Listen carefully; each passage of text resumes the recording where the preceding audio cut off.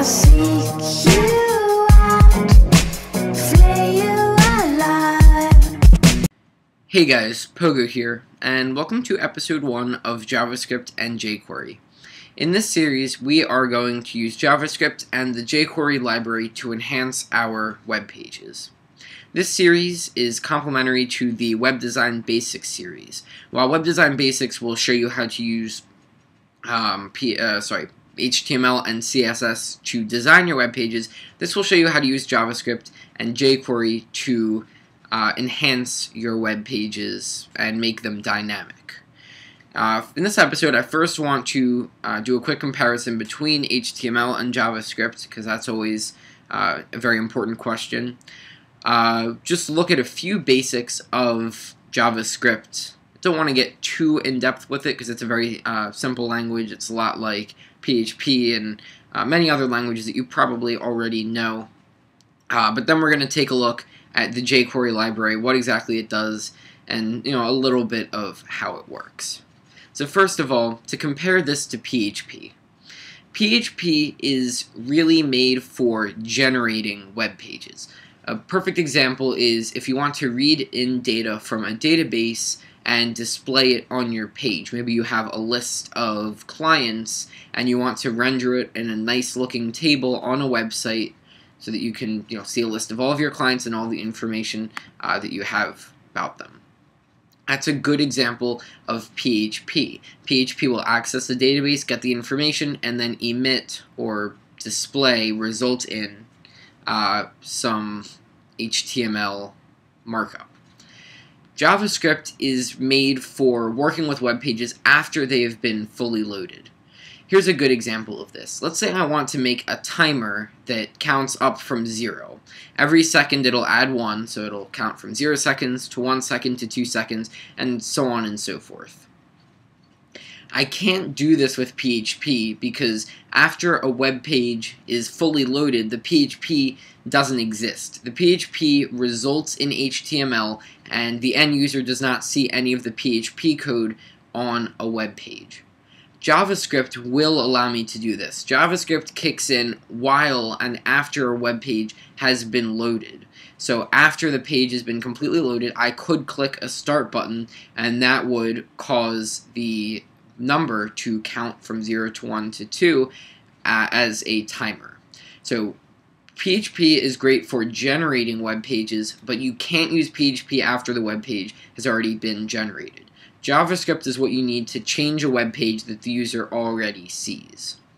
And that's what we're going to do with JavaScript and the jQuery library, which simply makes all of this a lot easier.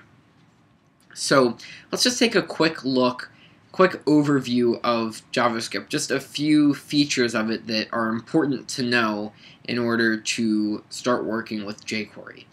As we progress through this series, we will come up with some other features of JavaScript that we need to take a look at, and we will. But for the most part, it looks very, very similar to PHP, a little bit like Python and languages like that. The most important thing to know with JavaScript is how to use it. On an HTML page, anything inside of a script tag will be rendered or parsed as JavaScript. So whatever is written inside of that script tag will be treated as though it is JavaScript code. It's good practice to put your script tag at the bottom of your body. So all of your JavaScript, it's best to put at the end of your body because you want it to load after the page has been loaded. If you put it at the very top or in the head, it will have to load that script before it loads the page, and that could result in slower page loading in some cases. So it's usually just a good idea to stick it at the bottom. So now we have our script tag, and anything in here counts as JavaScript. The first thing that you want to know about JavaScript is that it has an implicit type system. So you don't tell JavaScript what your variable type is, it's just able to figure it out. So, for example, in Java, if we wanted to declare a number called I with the value of 0, you would say int I equals 0. In JavaScript, you don't need that int part. By writing 0, JavaScript is able to tell what it is. Instead, you use the var reserved word, like that, to tell Java that you're declaring a variable. We'll name it I and we'll set its value equal to 0. Semicolons are not required, but they should be used. It's best practice to use them, so I shall. Another important thing to know about variables is that strings can be declared with both single quotes and double quotes. This is important because HTML works the same way. HTML allows you to use either single quotes or double quotes wherever there are quotes. So a good use of this is, let's say that you want to append or replace a certain element with some different HTML code. Let's say that I want to create a link to YouTube. What I can do is I could use single quotes in my JavaScript, and then inside of here I can use double quotes for my HTML. So ahref equals http://youtube.com, and then I'll have it say YouTube and then end a. So as you can see, the single quotes are used by JavaScript to denote that this is a string. The double quotes are used by HTML as the value of the href parameter. So it's important to know that, so that when you have HTML in a string, you can use single or double for one, and single or double the opposite for the other one. That's why that's really important. The other interesting thing to note about JavaScript, which I really like, is how functions are handled.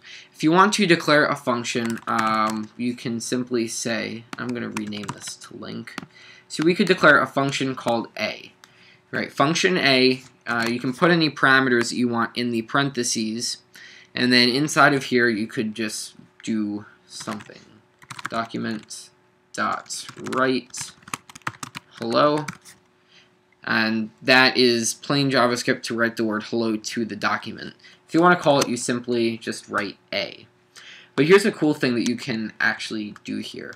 Let's go ahead and say that we make a function b that takes in a parameter called c, and it runs c as though it's a function.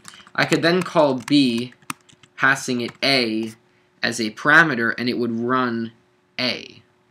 Let's just make this a little bit less confusing. We'll name this our sample function, and we'll name this our param. So what this will do is the b function will take in a parameter and run it as though it is a function. So if I call b with sample, it will run sample. It will be referring to a function. But I could also define an anonymous function just like that.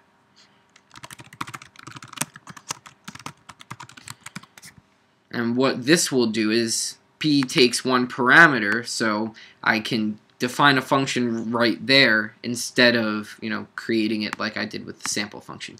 You don't really need to worry about this too much. Just know that you can create anonymous functions like this and use them in parameters, because that will be important. But again, don't worry too much about that. That might be a little bit confusing. So those are the basics of JavaScript. I'm actually going to leave that. I might clean it up a little bit, but those are some of the basics. So let's take a look at an example of JavaScript, just plain JavaScript by itself. We're going to go with that counter idea, where we have a counter that will start at 0 and count up from there. First thing that we need is we need to define the counter where it will appear on the web page. So in this case, we're going to make it look like a paragraph text, and we need to identify it. So we're going to give it the ID of counter. We can start it off by just saying counter, just so that we can know that the JavaScript works, and you'll see. But this is a paragraph with the ID of counter, so we can now access this counter by getting it with its ID of counter, and then we can change its value with the JavaScript. To do this, we write document .getElement by ID. The ID is counter. And if we want to change what it says, we can, say text content is equal to, let's just say test. Let's go ahead and take a look at this, and you'll see that right there it does say testing. Notice how here it says counter. If I comment out this line, it simply says counter like it should there. But when I put this in, it finds the element with the ID of counter, which is right here, and it changes the text content of it to be testing. So we can clearly see that our JavaScript is able to affect the page. This is happening after the page has already been loaded. Something like PHP would work while the page is being loaded. So let's actually make this count up. We'll go ahead and declare our var counter is equal to 0 because we need to keep track of our time. And we can use the set interval function to automatically run this for us. This is just a built-in function of JavaScript. And what we can do is it needs the function to run and the delay to run it. So we'll go ahead and declare an anonymous function like I said. This function will simply say, it will take this text content and it will set it to be equal to counter plus plus. So it'll set it to be equal to counter, and then it will add 1 to it after it displays it. And we'll just put that into a string. Finally, it needs the delay, which will be 1000, so that's 1 second. 1000 milliseconds. So what will happen here is every 1 second, after this script has been run and parsed, is this function will run where we get the counter right there, and we set its text contents to the value of counter, we add 1 to it, and then it will run again. So let's reload this page, and you'll see it says 0, 1, 2, 3, and you can see that we have a counter that changes 1 time every second, and it increments by 1 per second. So again, this page isn't constantly reloading. It's the same exact URL every time. It's altering the page after it has already been loaded, and every second is calling that function, which is changing it. So let's take a look at Jquery and see why that could be useful. Jquery is not a programming language. It is a library that helps you with JavaScript. It makes performing certain tasks a lot simpler with simplified function calls and parameters and all of that good stuff. So let's take a look at it. The first thing is that you need to have Jquery in your page. Jquery is a library that goes with JavaScript. It's not built in, so we need to have it. The best way to do this is to go over to Google hosted libraries and get it.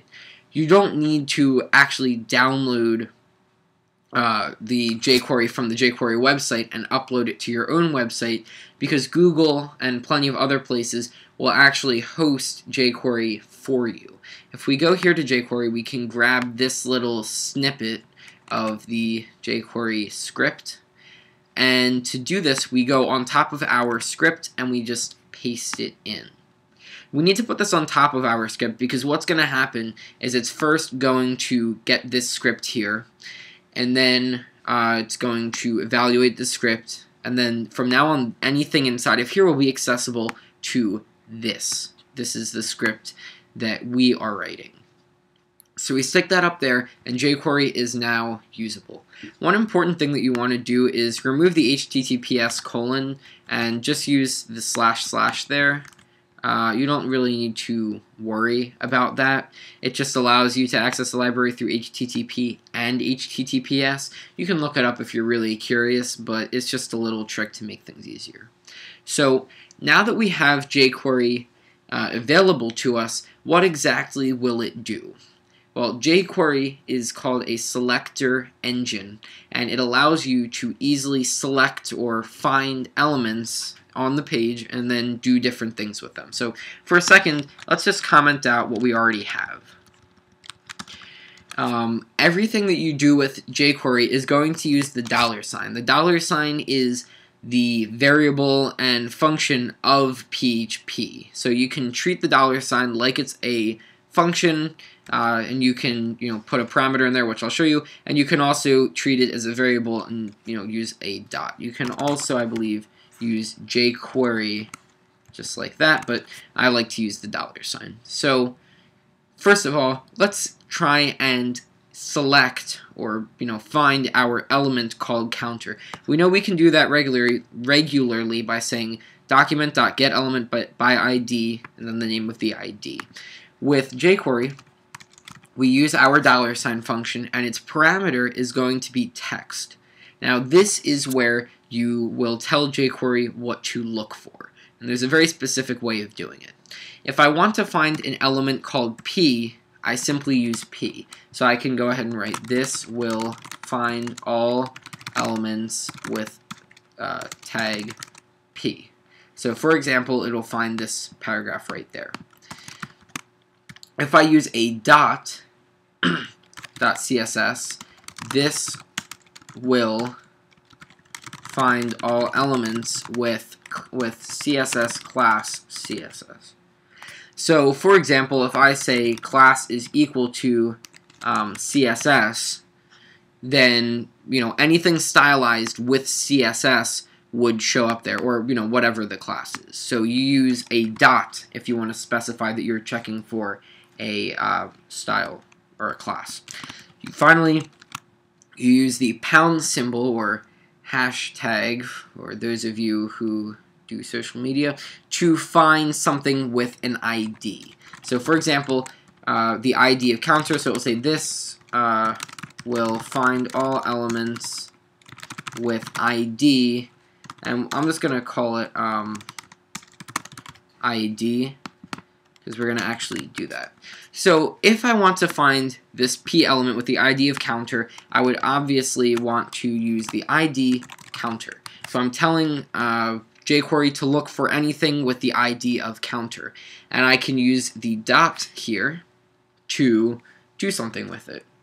If I want to change the text, I could use the same exact text content thing, but there is also a text function that PHP creates for us. So with the text function, if I provide no arguments, no parameters, it will tell me what the text is. So I could say var text is equal to that, and it will tell me what counter says, which is currently counter. If I want to set the text, I can pass the text as an argument. So we'll say jQuery test. And if I reload my page, you'll see that it says jQuery test. So it found the element with the ID of counter, and it set the text to be jQuery text. So let's go ahead and take a look at our set interval function here, and we can change this out to use jQuery. So instead of document.getElement by ID counter, we use ID counter, and instead of using text content equals, we say .text. The value of it is going to be counter plus plus, with the empty string to convert it to a string. We can just delete the old version, and we'll see that now it will do the exact same thing, 0, 1, 2, 3. There is a little bit of a delay, and I believe that is caused by the fact, that should be caused by the fact that we're doing all this other stuff, although, let me just check one thing. Right, so there we go with our jQuery introduction. So as you can see, when I reload the page, it will count up from 0. It is important to note that anything you can do with jQuery, you can do with plain JavaScript. jQuery just makes some mundane tasks a lot simpler. It looks a lot nicer to me to write something like this than to do it the old-fashioned JavaScript way. Although the JavaScript way is more verbose, saying document.getElement by ID, I can still easily tell this is a jQuery call. We're finding something with the ID of counter, and we're setting the text to the value of the variable counter plus plus. So that really isn't too much of an issue for me, although some people may prefer plain JavaScript. Now, this video hasn't done an amazing job of highlighting all that jQuery can do, simply because we're not quite there yet. But as this series progresses, and it won't be terribly long, but as it does progress and we look at some of the other functions that jQuery provides for us, it will become apparent just how useful jQuery can be. Pretty much all of my websites, except for very, very, very simple ones, do have at least a little bit of jQuery in it, and as we go through, you can see that doing things like showing and hiding elements, animating elements, appending or removing data from the page, and other things like that just make jQuery really nice to use.